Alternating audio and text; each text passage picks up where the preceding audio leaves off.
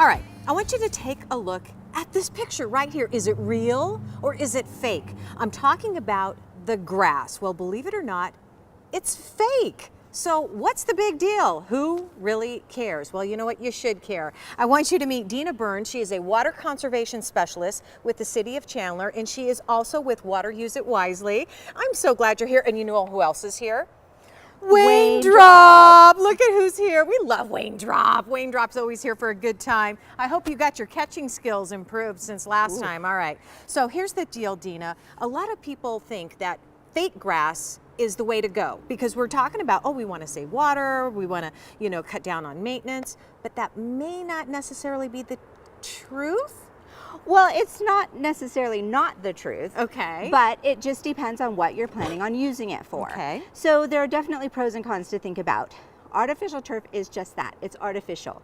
It's not a real plant. So it's not grass. It's not going to take the place of grass and behave the same way grass would.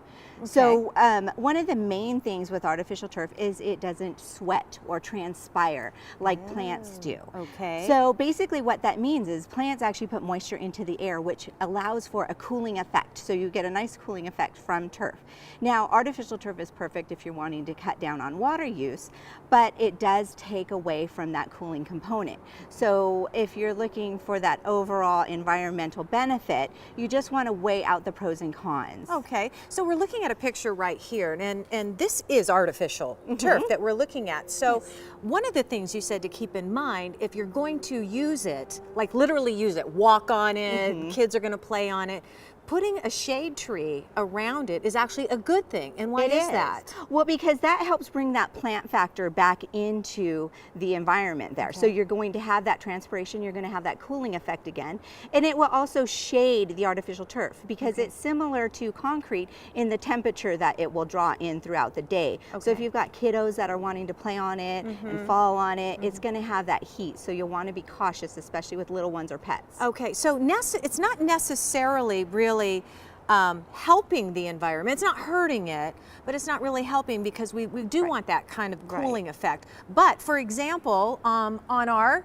area back here where it's a putting green, that's the perfect spot. Right. And the perfect reason. And you have a nice tree here to keep that shaded to hopefully extend the life as well because it is a plastic product. Okay. So with our heat, it will break down with time. Tell me, you guys always have tons of information We here. do. What is this information going to provide and tell us? Well, this is going to give you some good information. If you decide that artificial turf isn't the way to go, there are lots of things that you can do to help mitigate some of that excessive water use for the grass. Because there's some maintenance that you can do and some fertilization that will help you to not have to use as much water on the real grass. And plus, you can still do some artificial turf, but with these booklets over here, combining them with some xeriscape plants, it's the perfect combination. You're saving water all the way around and it still looks pretty. Exactly. Okay, all right. How are your throwing skills? My throwing skills? Well, well, most importantly, how are Wayne Drop's catching skills? Because you know what?